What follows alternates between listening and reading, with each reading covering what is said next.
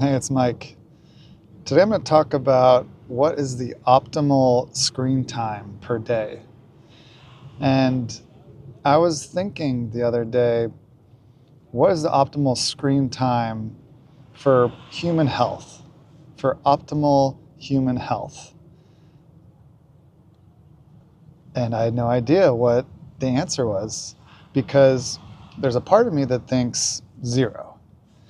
But at the same time, I was also thinking, this is how we communicate to each other. This is how a lot of people make their living, which is just getting resources.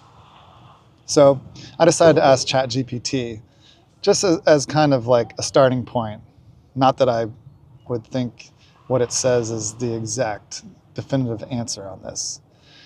So I typed into ChatGPT, what is the optimal screen time per day for human health? And guess what it said? It said 50 to 60% of the day. And I was like, this can't be right. That seems too much. And, there's so many different ways to look at this. You could look at it from an angle of optimal productivity, optimal, entertainment. Obviously, health is a big factor. So I think it really does depend on what angle you're looking at this from. But when I saw that, it kind of made me a little worried about, of course, ChatGPT would think that. And there's a lot of big companies and incentives, not to get too conspiratorial or anything, but of course there's money to be made off people being on screens all day, every day. And so in this video, here's a few things that I'm going to talk about in this video. I'm going to talk about, how could that ChatGPT possibly be right? Where have we come from 100 or 1,000 years ago to now? What are the downsides of being on a screen so much, whether it's your phone, TV, computer, tablet? We have so many screens. Are there any anti-screen groups or lobbies or NGOs? Like, is it going to, in the future, are they going to find out that staring at screens all day long is really bad for us? I'm also going to talk about a few other things, like where are we headed? What's the future? Like, are we just going to keep getting more and more and more on screens, or is it kind of just like a phase that we're in right now? So, first of all, everyone knows screens are everywhere.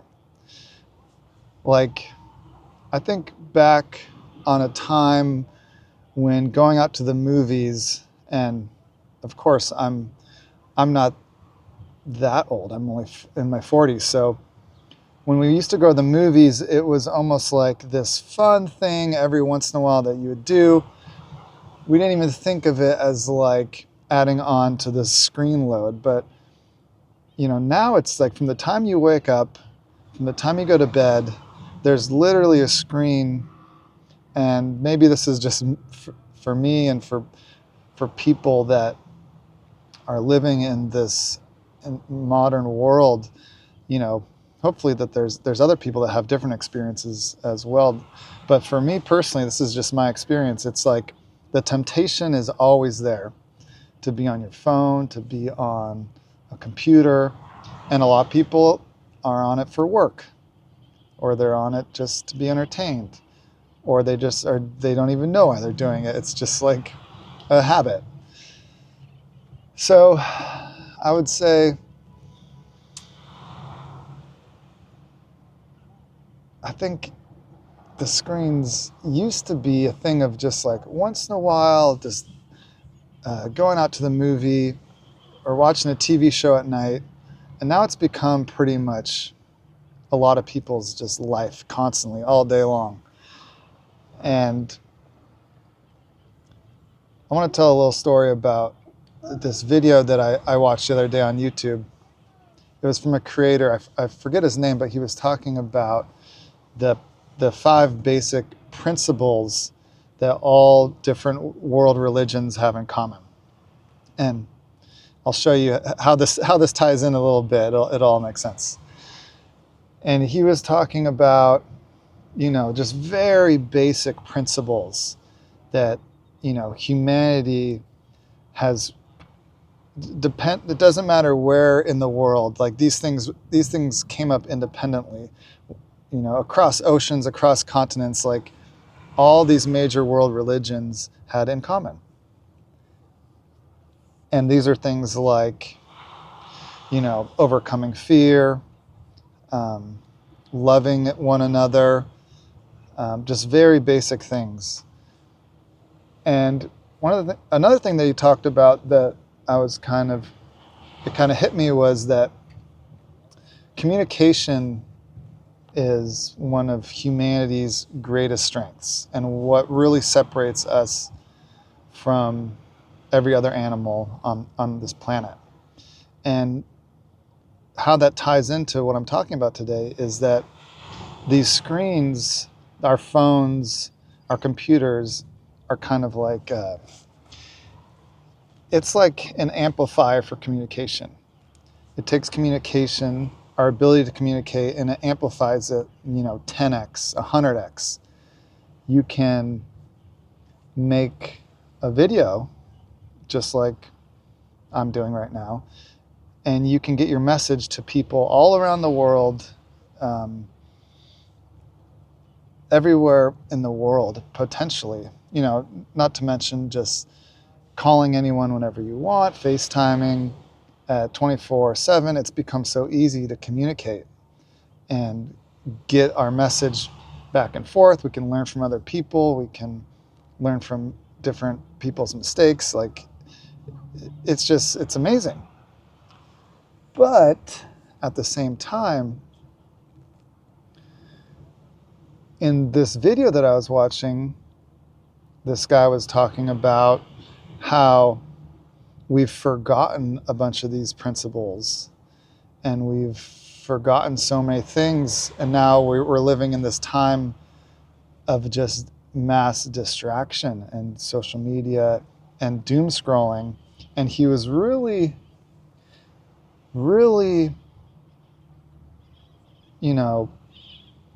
being down on all these things that that the internet has brought us and our modern technology. He was being really negative, saying that these things are having a negative impact, which in a lot of ways I agree, especially for younger people. And that's another thing I'm going to talk about a little bit later is, how it affects younger minds versus adult minds. But to finish up this point, I was watching this whole video and I was really listening to his message, and it made a lot of sense about what he was saying. But at the end, I felt this sort of huge contradiction and sort of a conundrum that he was basically saying, I have a really good idea and message that I want to communicate with the world. I'm going to do it by making a YouTube video. But he was also saying at the same time that one of the things that's wrong with the world is people sitting around and watching and doom scrolling and being on social media all the time. But by making the video, isn't he sort of a part of the problem? And I could say the same thing about me making this video, and I do think about that sometimes. Like, is it just like this big loop that we're going in, and we're being sort of influenced and tempted to contribute to it, but then it's sucking other people in, and then it's just like, what happens? What's the end game here? So I think I came away from that thinking I didn't really have just one singular takeaway, but it was like, okay, he had some good points, And I think I learned something from his video. Yet at the same time, I felt a little bit like, is he, when it's something that's informational and it's something that is really positive and you're learning from, okay, I get it, that could be good. It's not just like doom scrolling, and then having like a bunch of little dopamine hits or whatever. That could be that's most people would agree that that's not healthy, or that's not something that you want to be doing long term. But if you're learning something valuable, then I could see, okay, yeah, there's something to that. So the next thing I want to talk about is like, what are the real downsides of being on a screen, and why, like, how in the world does ChatGPT, and who knows if, well, I don't know why you should even take their advice at this point as being like the thing to do, but how would they say that you should be on your screen 50 to 60% a day? And I think what their point is, or if someone was to argue in that favor, and maybe, the CEOs of YouTube and Facebook and Twitter and these other big tech companies, they may argue the same point. They're never going to say you should only be on a screen for max 30 minutes a day, because they would probably go out of business.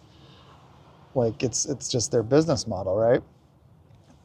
They want to have people's attention and engagement on the screen as much as they can. So what could is there possibly a world where, for the human being, the human animal, to be on their screen, go from their computer to their phone to their TV for like 50 to 60% of every day? And there's, let's say, 16 waking hours per day. That means you're going to be on your screen for 8 to 9 hours a day. And that's and every day.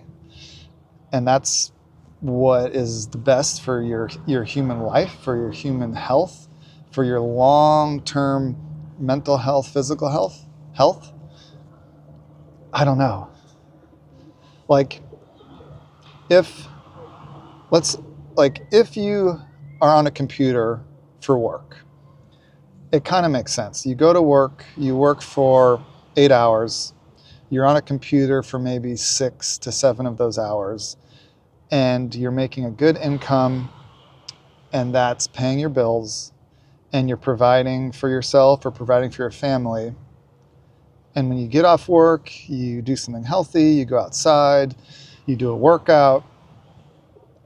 I could see that's almost 50% of your day already at that point. And then if you watch a movie before you go to bed, that adds on another 2 hours. So, and for the people that don't work on a computer all day long, they might be on their phone or their computer in the morning. They might be checking their phone all during the day. And then at night they might, a lot of people are on TikTok, they're watching movies, so I could easily see how it's possible for you to go for 8 hours a day on your phone, but and not just your phone. See, these days we used to just have like a TV. When I was a kid, our parents were like, you can't be on your Game Boy for more than like an hour per day. It's going to fry your eyes out. It's funny how it's changed so much, and now everyone's on their phones all the time. It's like this easy little thing that you can just check on, and you can get easy entertainment whenever you want. If you're bored, you can get on it. So I don't know if is this 50 to 60%, like my honest intuition, because I do see that I've been on the internet. I use the internet to make money. I've been an online entrepreneur for the last 20 years, and I see the value of it. And I see also, the fact that it's entertainment, you can learn, it's information, it's a way to communicate. So I would say that I do agree that it's okay to use it in moderation. But I think everyone that is looking around and watching would most likely agree that we're getting to a point where it's kind of crazy. It's kind of like for example, there's the one thing that I have seen is when it comes to kids and it comes to children, there's definitely some groups and some things that are set in place that limit screen time for kids, and that they understand to not let kids be on their phones and their computers all day, that they need to be outside, they need to be socializing, they need to be playing, they need to be learning other things, they need to be well-rounded. But why aren't adults getting the same message? And in the future, who knows what it's going to be like? Who knows if they're going to find out down the road that we are developing some eye problems or some brain problems or some just overall health problems from being so addicted to our phones and our computers and just screens in general. And I don't know. I really don't know. So I wouldn't say that the point of this video and what I'm talking about isn't really, I'm not saying that, we need to go back to just being like we were 100 years ago, and we don't need to just completely revert to not using this technology at all. But I'm wondering, I'm very curious as to where we're going. Are we doing it intentionally? Are we even aware of it? And also, who's making the decisions? Are we just using these screens and our phones and stuff because someone else decided to invent it and to make money off of it? Or are we doing it because it helps us and we're getting value from it? So I think there's just only two more things I want to talk about. One of them is is there really a difference between back in the day when all you had were, let's say, books or the little card games or things like that?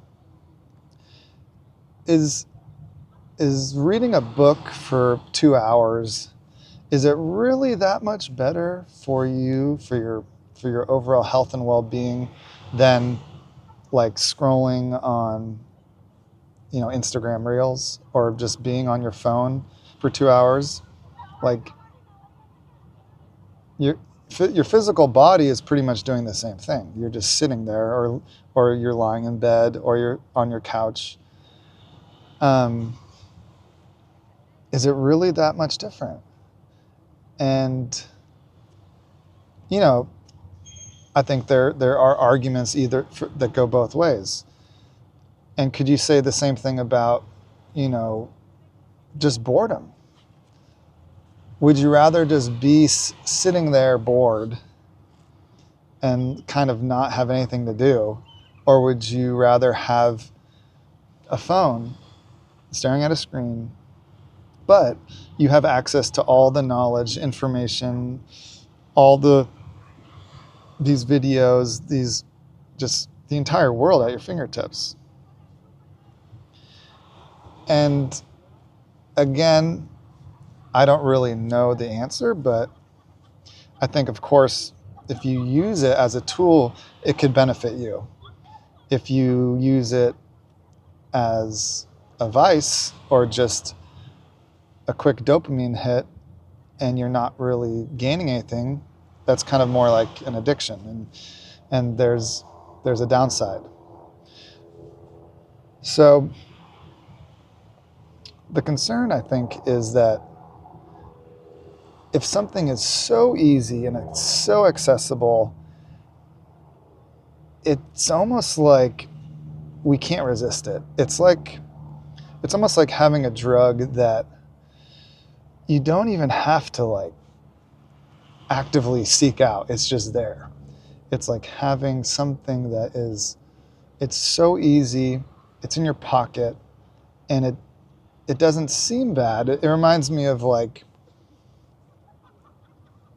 this is before my time, but when people used to smoke packs and packs of cigarettes a day back in the 40s, 50s, 60s, whenever the peak of smoking cigarettes was, it was just so common, so easy, everyone did it, and there wasn't a lot of talk, or there wasn't a lot of information about the negative consequences.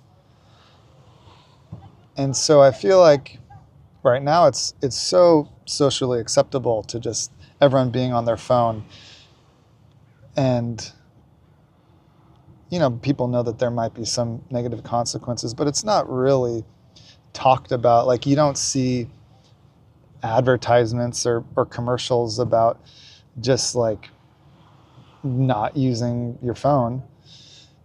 I don't know, maybe every once in a while, but who's going to make money off that, or who are going to be the people that are going to want to promote that? So I think the last thing I want to talk about is, where are we headed, and is this the future that we want to create? Because it seems like we're smart enough now. We have seen things come and go.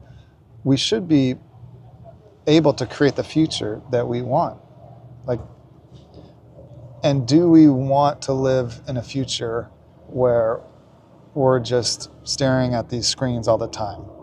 And what really is the optimal percentage of our day that we're using screens, whether it be phone, computer, TV, screens in our cars. There's screens everywhere. Like, you can't get away from them. And I don't know the answer, but I do know that we are supposed to be active, and we're supposed to be social, and humans that get too isolated and that lose activity and aren't physically active. And I think it's not just physical, it's mental. There's a mental health concern, and there's also a physical concern, and probably also a spiritually healthy concern as well. And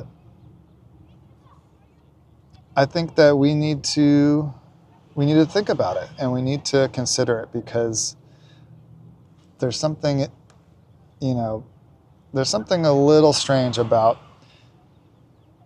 the average person being on a screen for so much every day. And so I think just making this video, it makes me think about, am I part of the problem? And I'm putting out this message, but I could be part of the solution as well by trying to bring awareness to this. So anyway, let me know what you think. I've rambled on for long enough, so thanks for watching. See you soon. Bye.